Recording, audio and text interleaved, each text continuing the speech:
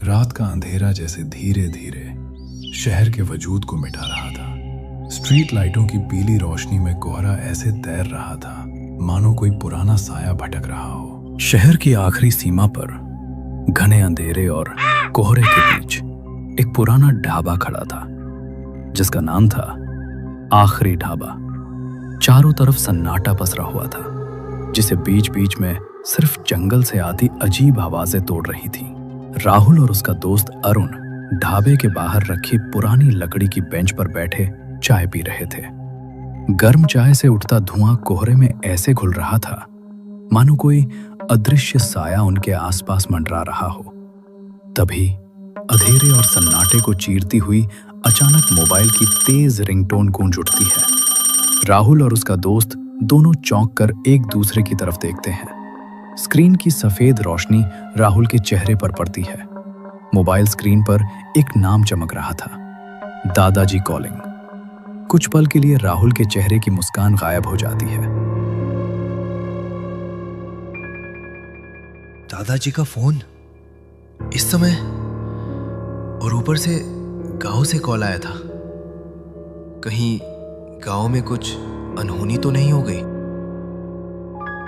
राहुल घबराकर कांपते हाथों से वह कॉल रिसीव करता है। हाँ दादाजी। दूसरी तरफ से दादाजी की कांपती हुई आवाज आती है। राहुल बेटा, कहाँ हो तुम? जल्दी घर आ जाओ। यहाँ गांव में कुछ ठीक नहीं चल रहा है। रात होते ही अजीब अजीब घटनाएं होने लगती हैं। लोग बहुत डरे हुए हैं। और सुनो, घर आते समय पहाड़ी वाले जंगल के रास्ते से बिल्कुल मत आना। वहाँ कुछ ठीक नहीं है बेटा। बस जल्दी घर पहुँचो। हाँ दादाजी, बस 10-15 मिनट में निकल रहा हूँ। आप बिल्कुल चिंता मत करो, मैं मेन रोड से ही आऊँगा और टाइम से पहुँच जाऊँगा। फ़ोन ऑन रहेगा, आप आराम से रहना। अचानक कॉल कट जाती है। कुछ सेकंड तक सिर्फ अजीब सी सांसों की आवाज सुनाई देती रहती है। दोस्त हल्का हंसते हुए कुछ कहता है। भाई, बहुत दिनों बाद गांव जा रहे हो? क्या बात है, कोई प्रॉब्लम है क्या? दादाजी ने बुलाया है, पता नहीं क्या बात है, लेकिन इस बार उनकी आवाज कुछ अलग सी लगी। अजीब बात? पर क्या अजीब बात है? गांव में कोई प्रॉब्लम है तो जाते ही बताना। हाँ भाई, पहुंचते ही कॉल कर दूंगा, टेंशन मत ले। दादाजी ठीक बोल रहे हैं, उस पहाड़ी वाले रास्ता से बिल्कुल मत जाना।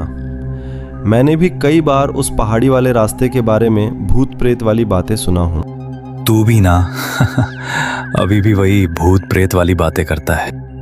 मजाक नहीं कर रहा हूँ भाई, सच बोल रहा हूँ। और वैसे भी बात करते करते रात हो गया है और रास्ता भी ठीक नहीं है। कल सुबह चले जाना। अरे नहीं भाई, मैं अभी निकल जाता हूँ। देर करूंगा तो और लेट हो जाएगा। अच्छा ठीक है, मैं अपने घर जाता हूँ। तुम आराम से जाना और दादाजी को मेरा प्रणाम बोलना। और हाँ, रास्ते में किसी के लिए गाड़ी मत रोकना। सुना है उस जंगल में रात को एक औरत लिफ्ट मांगती है। जो उसे गाड़ी में बैठा लेता है वो अगली सुबह कभी घर नहीं पहुंचता। राहुल मुस्कुराने की कोशिश करता है। अबे साले, तू जा भाई, खुद इतना डरा हुआ है और मुझे डरा रहा है। ऐसे कोई बात नहीं है, मैं चला जाऊंगा। उसे क्या पता था कि यही सफर उसकी जिंदगी का सबसे खौफनाक सफर बनने वाला है। इतना कहकर राहुल का दोस्त चला जाता है।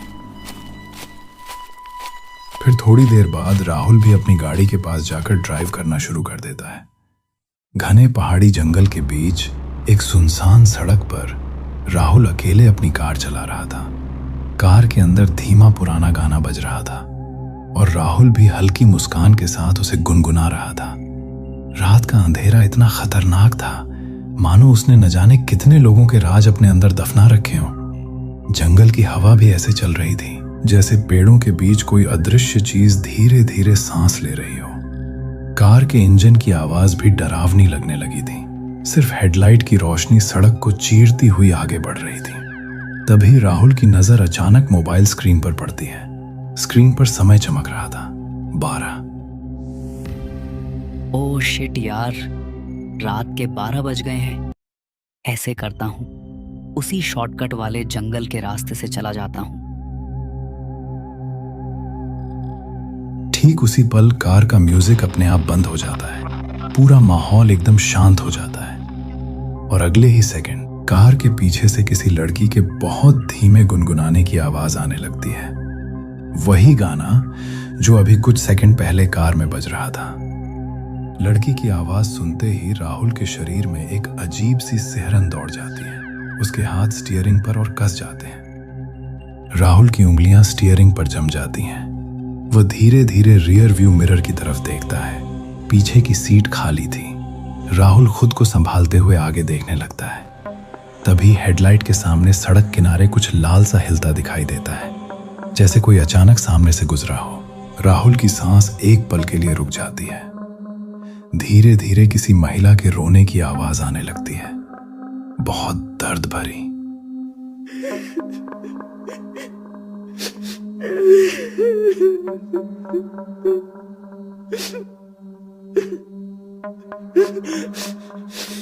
बहुत धीमी।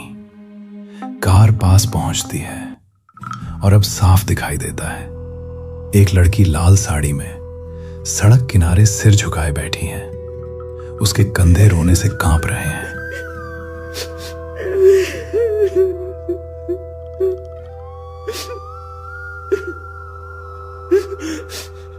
रात को इस सुनसान जंगल में ये लड़की आखिर कर क्या रही है? नहीं, कुछ तो गड़बड़ है। फिर भी चलो उससे पूछ कर देखता हूं। इसके बाद राहुल कार से निकलकर लड़की के पास जाता है।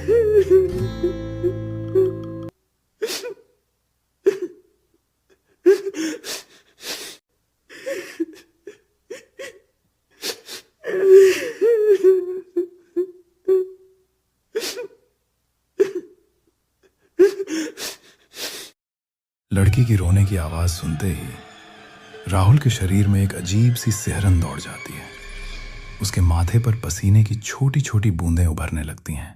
डर को छुपाते हुए राहुल उस लड़की से बोला, माफ कीजिए, इतनी रात में इस घने जंगल में आपको अकेले देखकर चिंता हो रही है। काफी परेशान लग रही हैं। अगर आप किसी मुसीबत में हैं तो बेझिझक बताइए, मैं आपकी कुछ मदद कर सकूं। मदद? नहीं, अब मुझे किसी मदद की ज़रूरत नहीं पड़ती।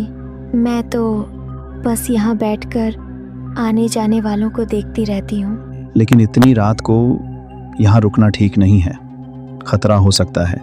आपका घर कहाँ है? चलिए मैं छोड़ देता हूँ। घर? बहुत साल हो गए उसे देखे हुए। अब मेरा कोई घर नहीं है और न ही कोई मेरा इंतज़ार करता है। लड़की की हर बात राहुल को और बेचैन कर रही थी। उसके मन में बार बार यही सवाल उठ रहा था कि आखिर इस लड़की के अंदर ऐसा क्या है जो उसे सामान्य नहीं लग रहा। क्या मतलब? आप ठीक तो हैं ना? मैं भी कभी किसी का इंतज़ार कर रही थी, ठीक तुम्हारी तरह। 10 साल पहले एक लड़के ने मुझे इसी रास्ते पर बैठाकर कहा था कि वो अभी लौट कर आएगा।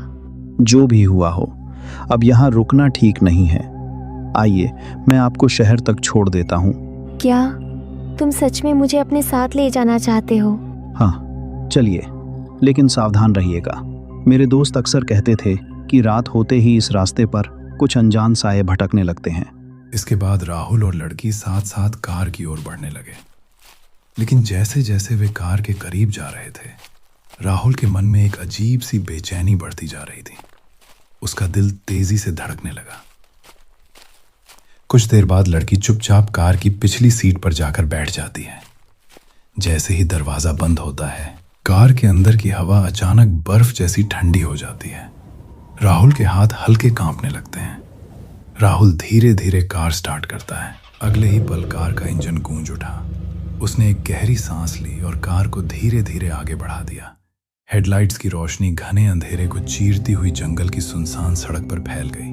लड़की धीरे धीरे अपनी चुनरी हटाती है। उसका चेहरा बेहद खूबसूरत था, लेकिन उसकी आंखें बिल्कुल बेजान थीं। कुछ सेकंड तक सिर्फ इंजन की आवाज सुनाई देती है।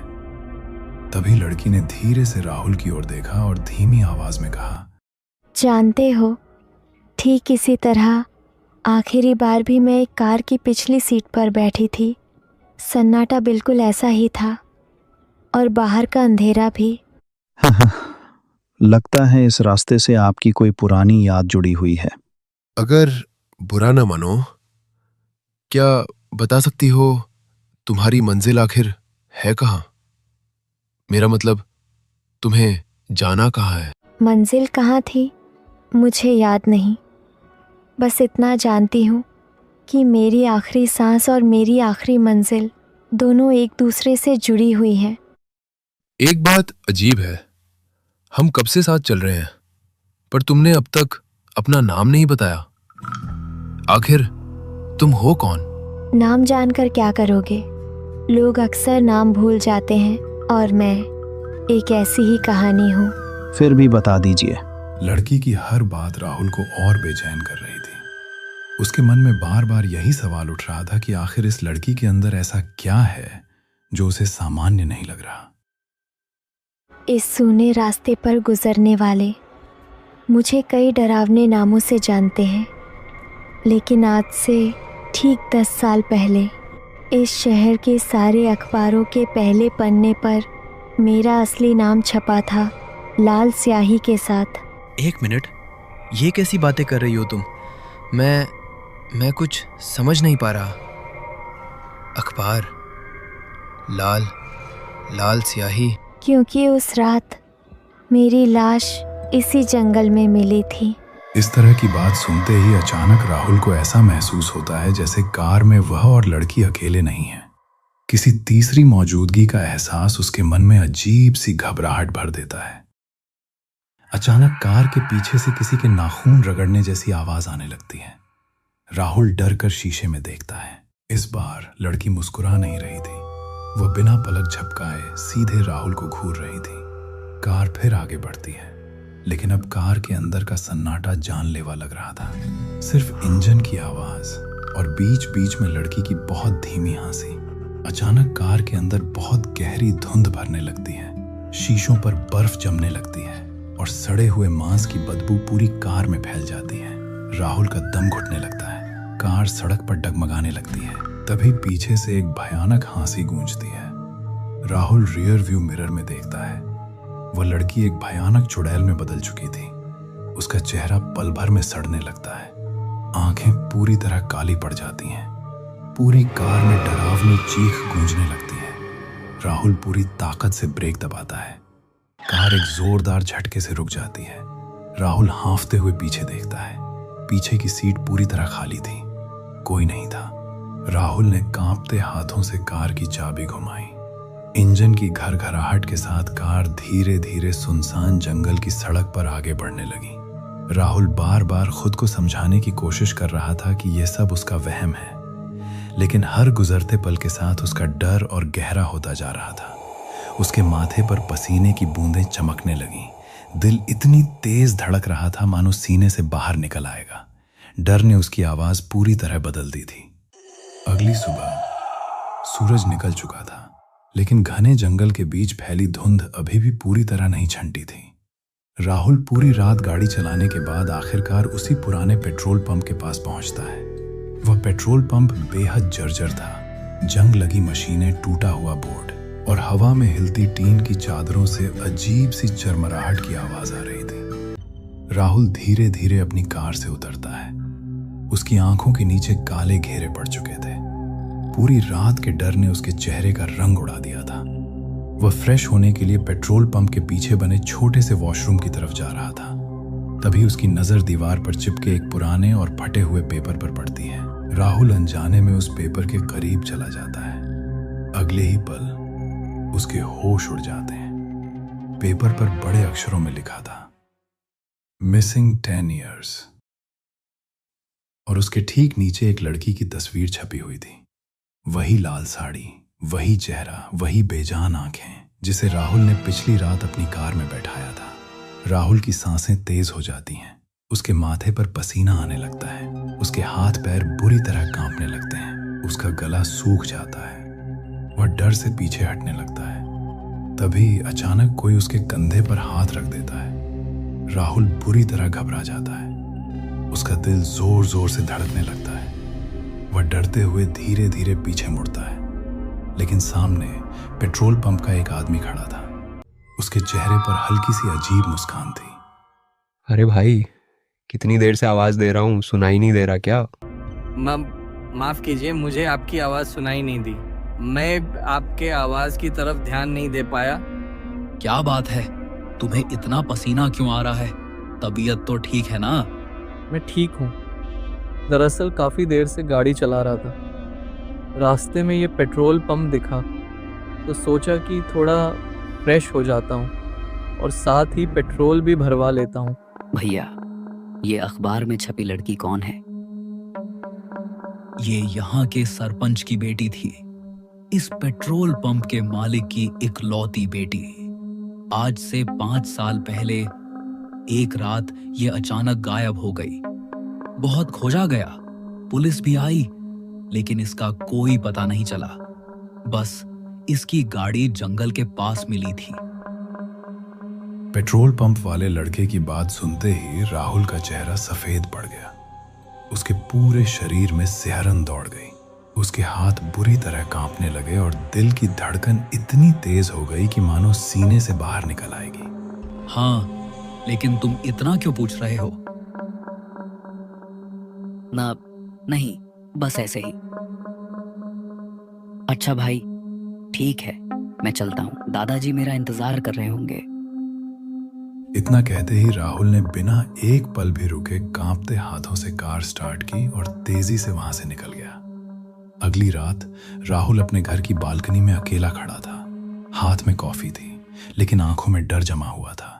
अचानक तेज हवा चलने लगती है। सड़क के उस पार स्ट्रीट लाइट के नीचे वही लड़की खड़ी थी और उसके चेहरे पर धीरे धीरे एक डरावनी मुस्कान फैल रही थी। राहुल के हाथ से कॉफी नीचे गिर जाती है। कुछ रास्ते सिर्फ रास्ते नहीं होते और कुछ मुसाफिर अपनी मंजिल तक पहुंचने का इंतजार नहीं करते, क्योंकि वे पहले से ही वहां मौजूद होते हैं।